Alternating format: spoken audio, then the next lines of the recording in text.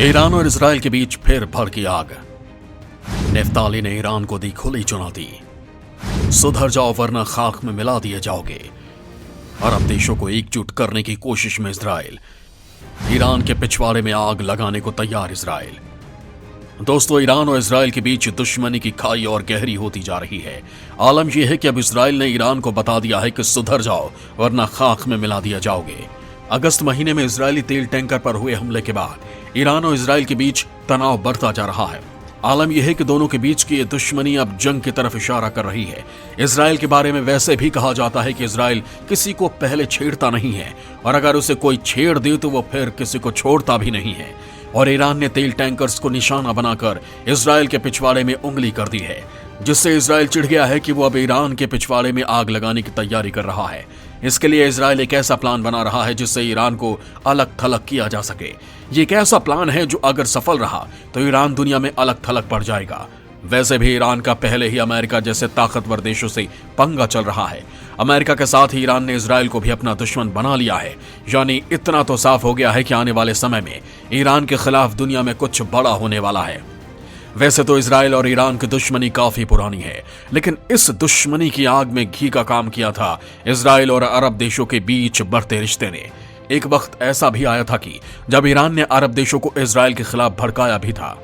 अभी पिछले महीने ही ईरान के सुप्रीम लीडर अली खामनेई ने इजराइल के साथ अरब देशों के संबंधों पर आपत्ति जताई थी। उन्होंने कहा था कि पिछले साल इजराइल के साथ जिन अरब देशों ने संबंधों को बेहतर किया है, ये करके उन्होंने पाप किया है और इन देशों को अपने फैसलों को बदल लेना चाहिए। इतना ही नहीं, अली खामनेई ने इजराइल का जिक्र करते हुए कहा था कि यह दुर्भाग्यपूर्ण है कि कुछ सरकारों ने गलतियां की हैं, बड़ी गलतियां की हैं और इजराइल के दमनकारी प्रशासन के साथ अपने संबंधों को सामान्य करने का पाप किया है। यह इस्लामिक एकता के खिलाफ किया गया काम है। उन्हें इस रास्ते से वापस लौटना चाहिए और अपनी इस बड़ी गलती की भरपाई करनी चाहिए।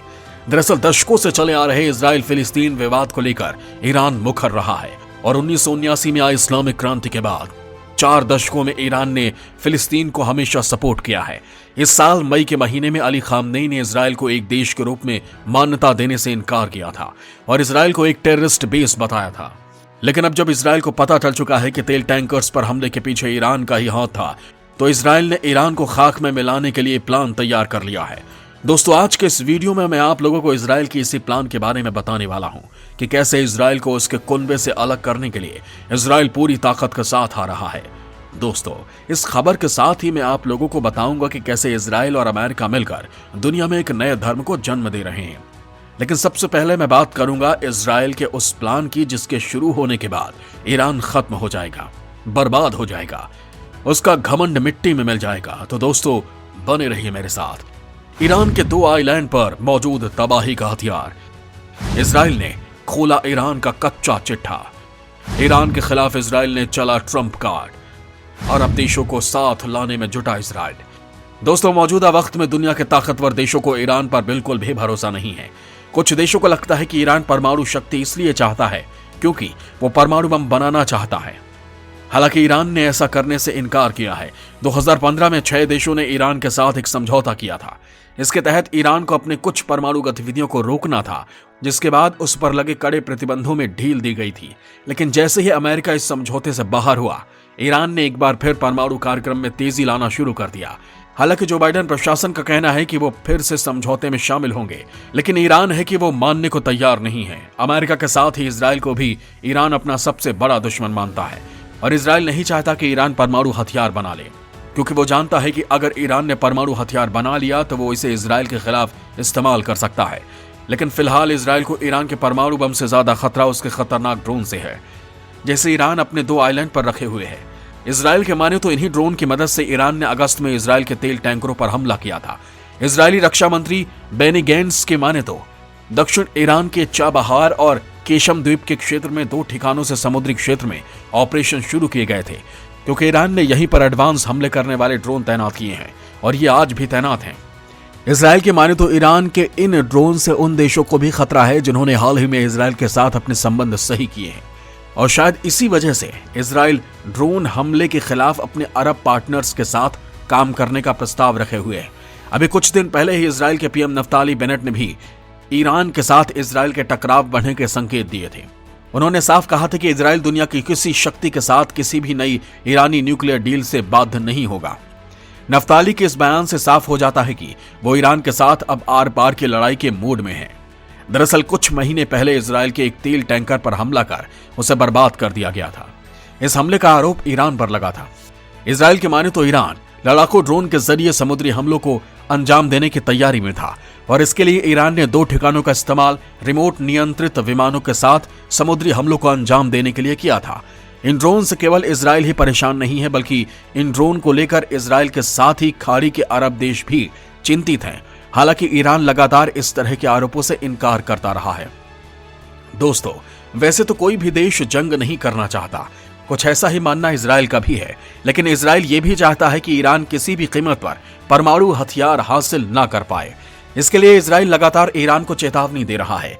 इजराइल लगातार ईरान को चेता रहा है कि वो ऐसा कोई भी कदम ना उठाए जिससे इजराइल को कार्रवाई के लिए मजबूर होना पड़े। हालांकि इजराइल भी ईरान से दो हाथ करने के लिए तैयार है।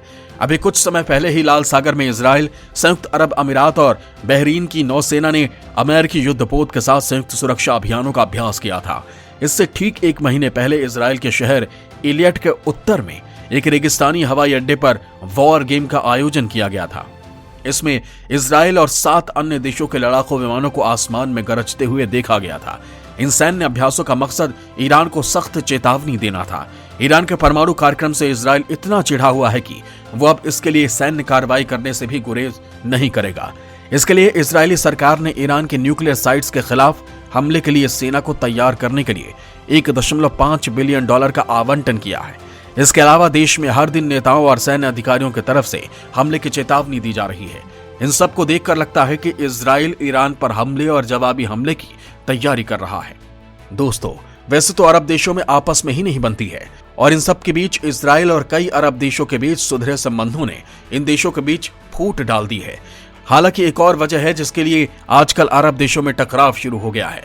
आगे मैं आप लोगों को इसी नई वजह के बारे में बताने वाला हूं, तो बने रहिए हमारे साथ। मिडिल ईस्ट में एक नए धर्म ने दी दस्तक। धर्म की दस्तक से अरब देशों में कटा बवाल। दोस्तों, मिडिल ईस्ट में वैसे तो टकराव की वजहों की कमी नहीं है, लेकिन अब अरब देशों के बीच एक नए धर्म को लेकर बवाल शुरू हो गया है। हाल के दिनों में अरब देशों में एक नए धर्म की चर्चा तेज हो गई है और वो नया धर्म है अब्राहमी। हालांकि अभी तक इस धर्म की कोई आधिकारिक घोषणा नहीं की गई, लेकिन मिस्र में धार्मिक एकता के लिए शुरू हुई मुहिम मिस्र फैमिली हाउस की 10वीं वर्षगांठ के मौके पर अल अजहर के इमाम अहमद अल तैयब की इस धर्म को लेकर की गई टिप्पणी के बाद खूब आलोचना हो रही है। अल अजहर के सर्वोच्च इमाम अहमद अल तैयब ने इस धर्म को लेकर कहा कि जो लोग ईसाई, यहूदी और इस्लाम को एक करने पर जोर देंगे, लेकिन दूसरे धर्मों का सम्मान करना और उन्हें मानना 2 अलग अलग चीजें हैं। उनके मुताबिक सभी धर्मों के लोगों को एक साथ लाना असंभव है। हालांकि मिस्र के कॉप्टिक पदारियों ने भी अब्राहिमी धर्म के अस्तित्व का विरोध किया है। दरअसल अब्राहिमी धर्म उन धर्मों को कहते हैं जो एक ईश्वर को मानते हैं और अब्राहम को ईश्वर का पैगंबर मानते हैं। पैगंबर ईश्वर के संदेशवाहक को कहा जाता है। इनमें यहूदी, ईसाई, इस्लाम जैसे धर्म प्रमुख रूप से शामिल हैं। ये धर्म मध्य पूर्व में पनपे थे और एकेश्वरवादी हैं। इसके अलावा भी कई धार्मिक मान्यताएं भी इन धर्मों में एक सी पाई जाती हैं। दरअसल अरब देशों में अब्राहिमी धर्म की बात पिछले 1 साल से जारी है और इसे लेकर कई तरह के विवाद भी शुरू हो गए हैं। अब्राहिमिक धर्म के जरिए एक ऐसे धर्म का निर्माण करने का प्लान है जिसका कोई ग्रंथ ना हो, न कोई फॉलोवर हो और न ही कोई अस्तित्व हो। इस धार्मिक प्रोजेक्ट का मकसद 3 धर्मों के आपसी मतभेदों को दूर कर दुनिया में शांति स्थापित करने का है। अब सवाल ये उठता है कि जिस धर्म का कोई अनुयायी नहीं है और न ही उसका कोई ग्रंथ है, उस धर्म की चर्चाएं मिडिल ईस्ट में क्यों हो रही हैं? क्या इसके पीछे कोई सोची समझी चाल है? तो इसका जवाब है कि जिस तरह से इस अब्राहिमी नाम का जिक्र सामने आया है, उससे इसका कनेक्शन इजराइल और अमेरिका से जुड़ रहा है। दरअसल संयुक्त अरब अमीरात ने इजराइल के साथ संबंधों को सुधारने के लिए एक समझौता किया है, जिसे अब्राहिमी समझौता कहा जाता है। इसीलिए संयुक्त अरब अमीरात पर धर्म को बढ़ावा देने का आरोप लगाया गया है। अब इजराइल के साथ स्थिति सामान्य होने के बीच अब्राहमिक धर्म प्रोजेक्ट का विरोध करने वालों को बहाना मिल गया है। उन्होंने भी नए धर्म का विरोध करने के बहाने संयुक्त अरब अमीरात में स्थिति सामान्य करने का विरोध करना शुरू कर दिया है। कई लोग अब्राहमिक धर्म के विचार और प्रचार प्रसार के विरोध में हैं। उनका मानना है कि धोखे और शोषण की आड़ में एक राजनीतिक चाल है और इस नए धर्म का मकसद अरब देशों के साथ इजराइल के संबंधों को बढ़ाना है और यह अमेरिका और इजराइल की एक चाल है। फिलहाल जो भी हो, लेकिन इस नए धर्म ने अरब देशों को आपस में लड़ने का एक मौका दे दिया है।